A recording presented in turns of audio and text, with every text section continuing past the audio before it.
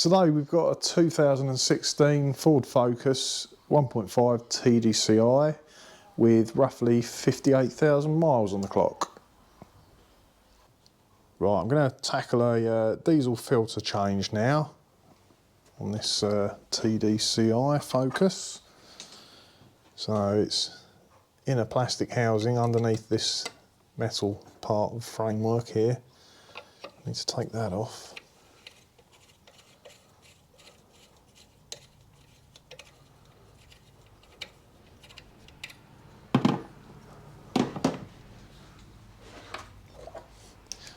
Got some 10mm nuts. 1, 2, 3, one down the back.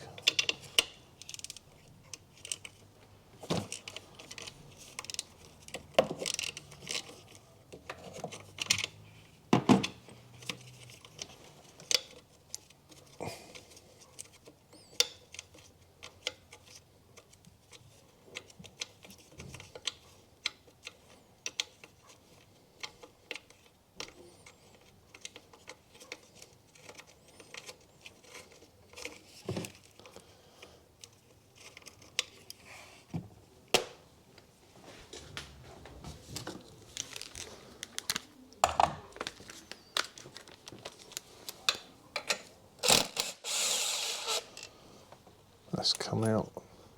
Oh, that is all part of the stud.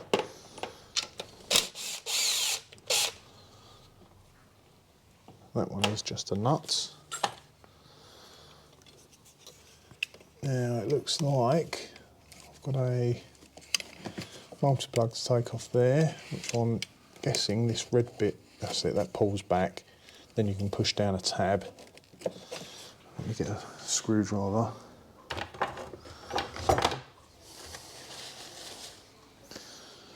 So while you're pushing down a tab, you should be able to flick the plug off. Yeah, that's off. That's off. Now, is there another bolt somewhere? Ah, of course. Down the back here, where I took the nut off, there's also another stud with a nut on it.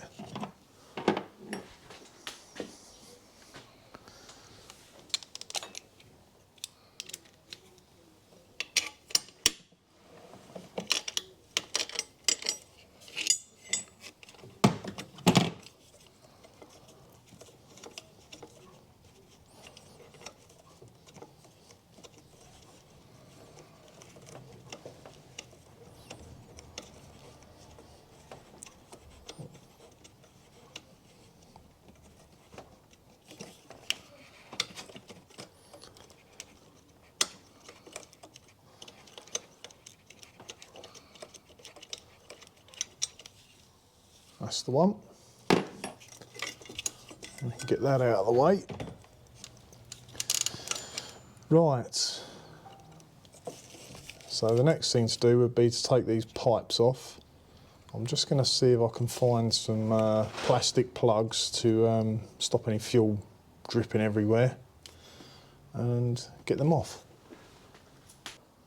So it's probably a bit of a dodgy looking box of celebrations, but all the jobs you do over time, you get these plastic plugs and grommets.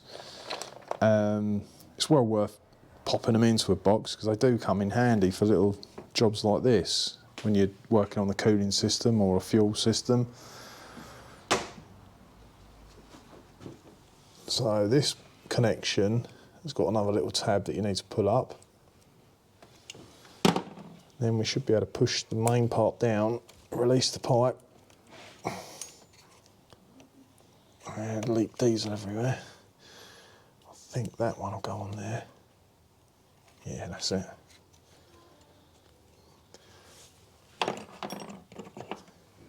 Now this one is going to be a bit awkward because it's got a white bit there you push in, and on the opposite side it's got the same. And the opposite side, you can't get your finger underneath. So I'll see if I've got a pick or something. I wonder if that'll do. Just to push that in. Yeah, that's got it. Now hopefully it's this size. Yeah, that's it. So they're both plugged. Now I need a socket to undo that.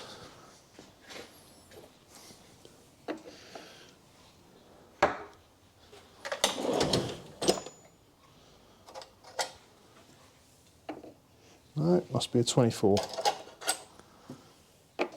That's the one.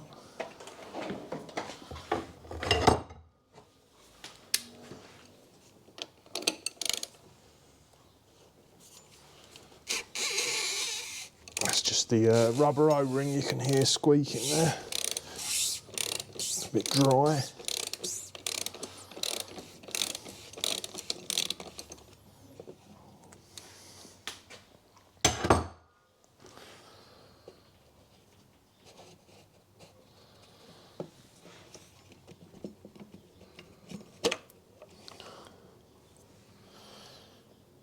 Right, that's the housing off. You can see the filter down in there.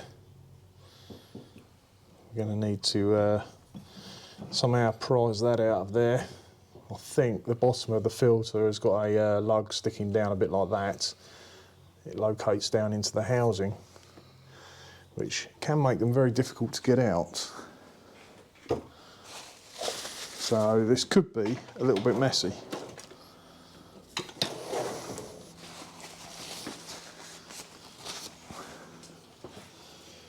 Hopefully it won't go everywhere. I've had trouble with these in the past getting them out. The filter comes apart. Ah, that's it, I think. Which is possibly why they've now been modified. They don't have this locating lug on the bottom. It does get stuck in there and you end up ripping the filter to bits.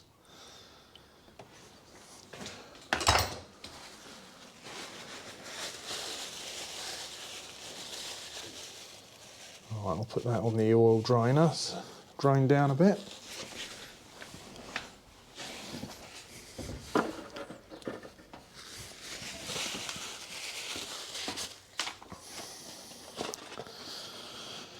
So here's the new filter, and yeah, they did modify them. They've done away with the lump at the bottom.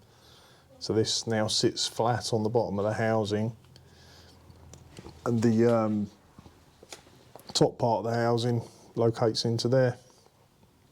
I'll push that onto the housing. Right, we'll go over to the vise, change the O-ring and put this on. Right, we've got the housing in the vise, holding it for me. I'm going to get this O-ring seal off. That's junk. New one to go on.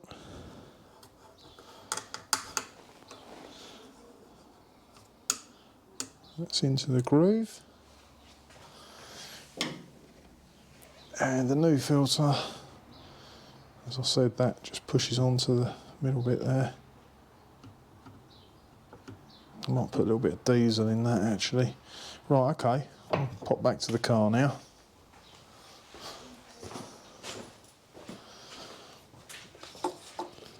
Right, I'll have a bit of this diesel in there.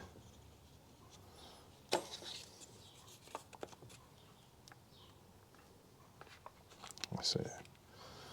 That's on there.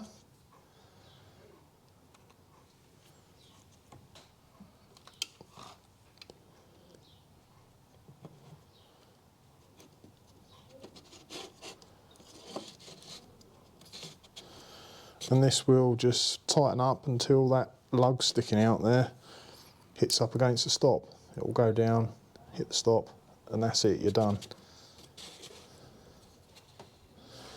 And hopefully the pipe connections will be pointing in the right direction.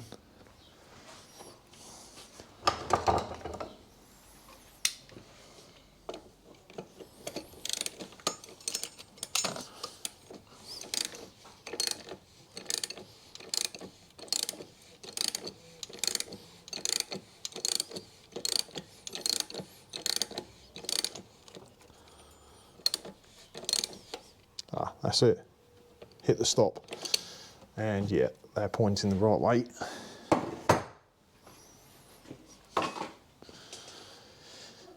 So I can start with these pipes.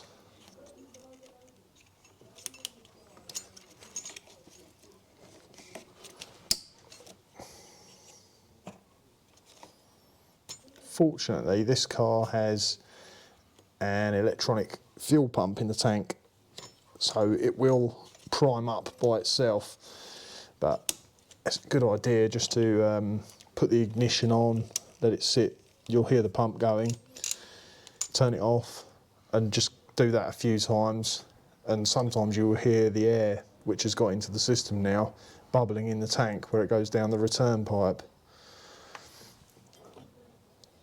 I'll give that a bit of a wipe off.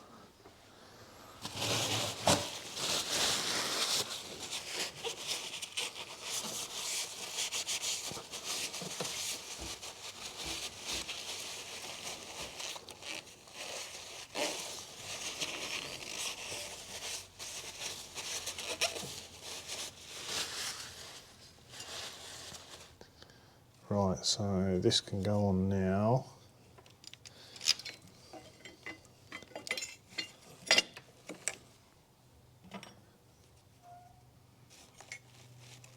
One of these went down the back.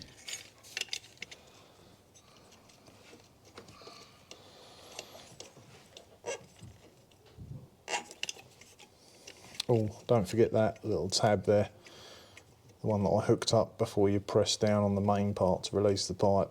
Click that back in. That stops this being pushed by accident, and the pipe will stay secure.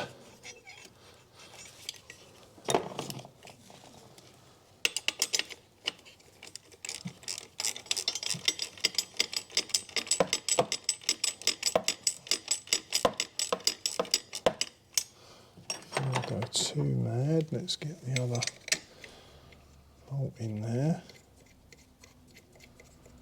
That started.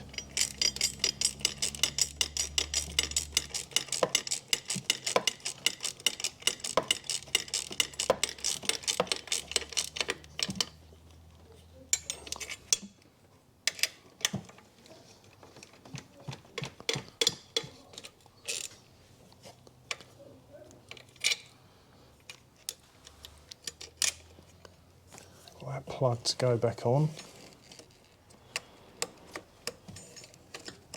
That clips in, and then similar to this little tab here, don't forget to push that back.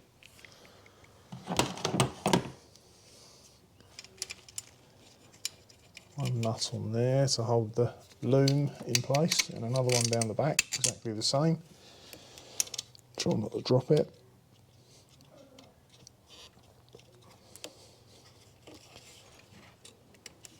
It's a bit fiddly, that one.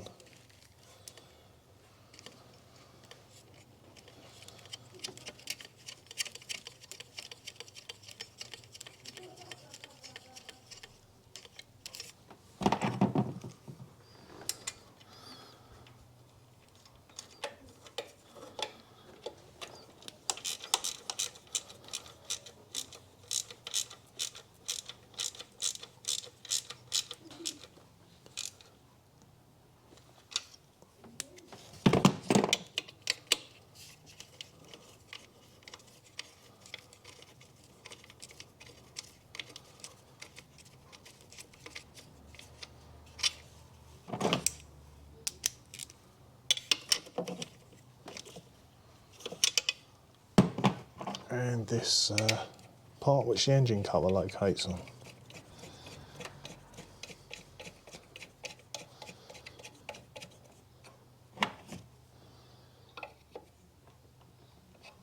That's it. That's the fuel filter change. I will pop the ignition on, and you might be able to hear the fuel whooshing down the pipes and the air coming out.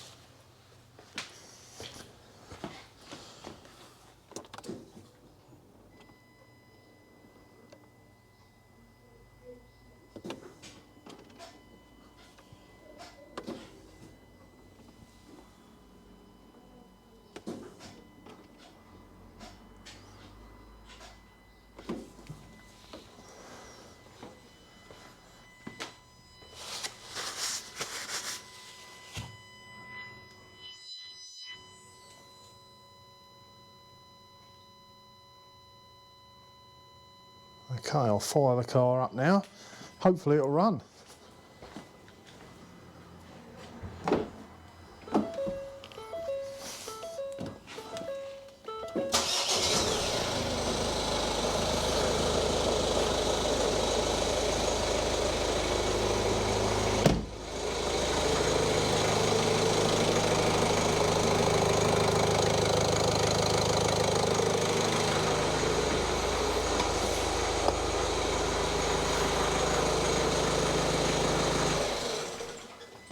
All seems good. Once you've done a fuel filter, try and clean around it as best you can. Let it run for a while, give it a drive, and then just double check that you've got no leaks there. Something else to mention, not all cars have an electronic in-tank fuel pump. So it is a good idea to prime the fuel filter manually. And you can buy a bulb like this, get a couple of bits of pipe. Now these connectors I did get from an engine that was being broken up, just handy to have. And you can plug it onto the fuel filter, put the other half into a separate tank of fuel if you like, with both pipes off, and just keep squeezing the bulb. Fill it up with diesel until it trickles out of the other pipe connection, pop both the pipes on, and you're good to go.